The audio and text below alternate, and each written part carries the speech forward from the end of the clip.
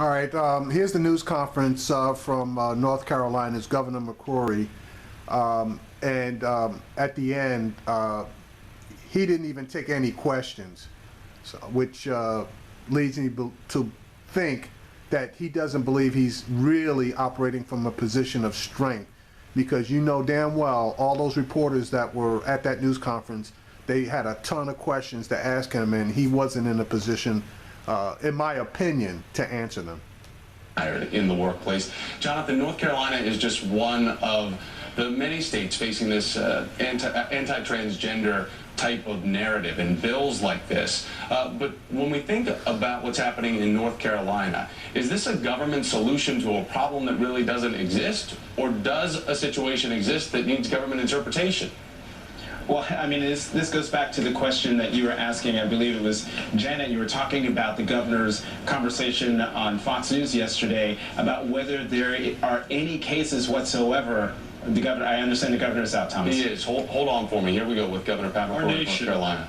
Is dealing with a very new, complex, and emotional issue. How to balance the expectations of privacy and equality in one of the most private areas of our lives: restrooms, locker rooms, or public shower facilities. This was not a North Carolina state agenda. No one in North Carolina was talking about bathroom policy until the Charlotte City Council imposed a mandate on private businesses. This mandate required, with potential penalty of fine, access to restrooms, locker rooms, or shower facilities be based upon one's gender identity or gender expression. A similar policy was rejected just months earlier by the voters of Houston, Texas, by 61% of the vote. This caused major privacy concerns about males entering female facilities or females entering male facilities. Our state legislature believed this was an unnecessary government overreach into the private sector, imposing regulations and impacting one's personal privacy. The state legislature and this governor also believed that guidelines then needed to be put in place because of this new public topic for government buildings, our schools, and our rest stops to ensure privacy and expectation privacy for everyone. Now, just 5 days ago, the U.S. Department of Justice sent letters to my office, the Department of Public Safety, which reports to this governor, and to the university system, suggesting that having government employees use the bathroom, locker room, or shower facility that corresponds to their biological sex is in conflict with federal policy. The Department of Justice asked all parties to set aside their constitutional duty and refuse to follow or enforce our state law. This was a substantial request with very serious implications, and the U.S. government gave us a mere 3 business days to respond to this letter. We asked on Friday the Department of Justice for additional time. In fact, we asked for an additional 2 weeks, but they refused unless I made a statement where I would publicly agree with their interpretation of federal law. And if I did, they would give me 1 additional week to respond. I could not agree to that because I do not agree with their interpretation of federal law. That is why this morning I have asked a federal court to clarify what the law actually is.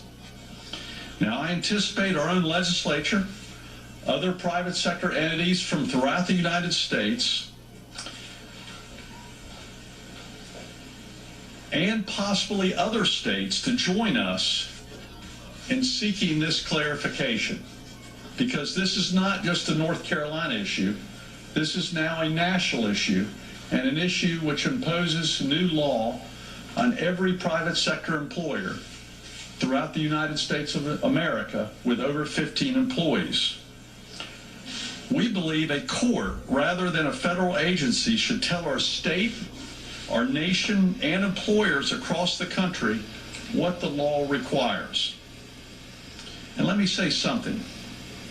Our nation is one nation, especially when it comes to fighting discrimination, which I support wholeheartedly. Ultimately, I think it's time for the U.S. Congress to bring clarity to our national anti-discrimination provisions under Title VII and Title IX. Let me repeat that one more time to all of our U.S. representatives and the leaders of both the Republican and Democratic parties in Congress.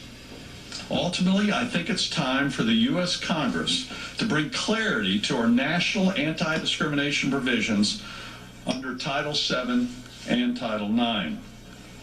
Now, right now, the Obama administration is bypassing Congress by attempting to rewrite the law and set basic restroom policies, locker room policies, and even shower policies for public and private employers across the country, not just North Carolina.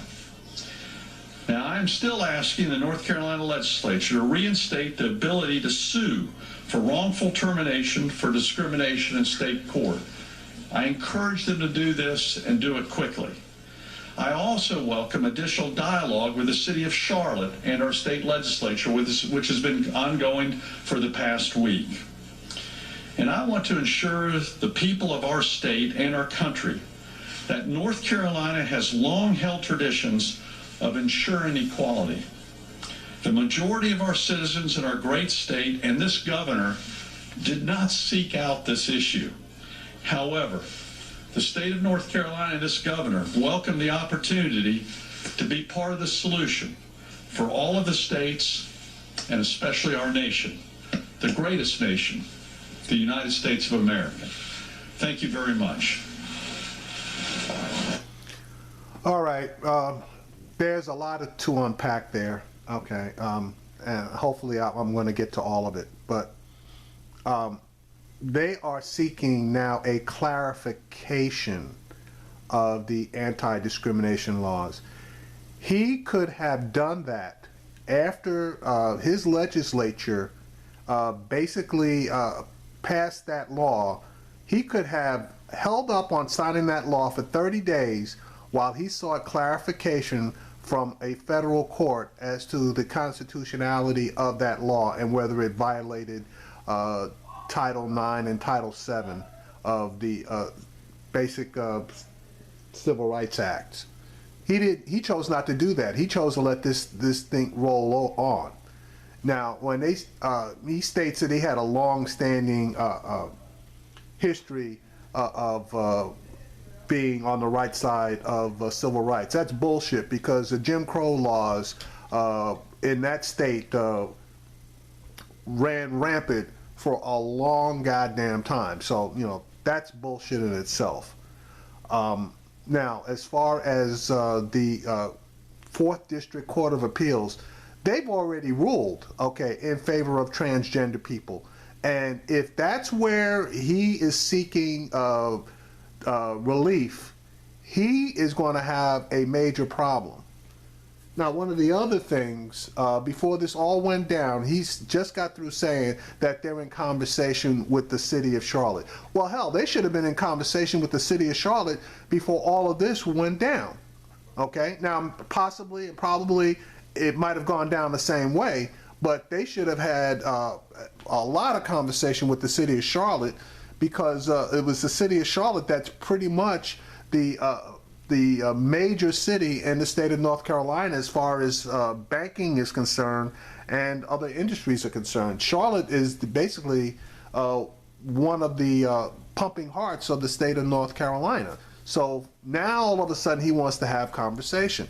Now he's on the losing side of this. He knows it.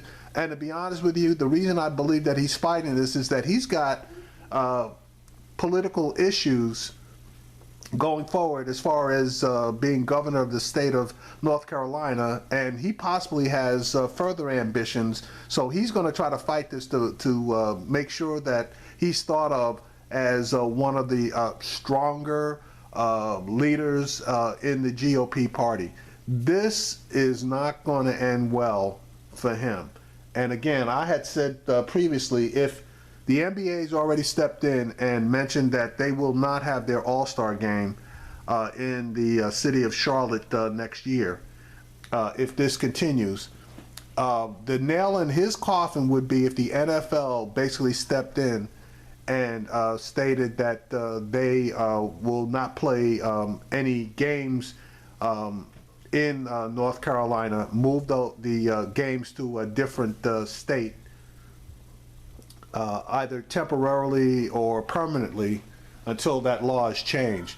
Now, the guys that would push that would be the NFL Players Association, stating that they are boycotting North Carolina and that they won't play any games. Now, NFL is not going to allow forfeits. So basically what they're going to issue an option of the Charlotte, North Carolina football team to move their games possibly to South Carolina. I mean, South Carolina's got some beautiful football stadiums there, and that's, though it would be a hardship on the people that attend the games, football is football, and a lot of people, they're going to drive that extra distance to support their team. And I know South Carolina would love it, i.e. Additional hotels, revenues, et cetera, et cetera.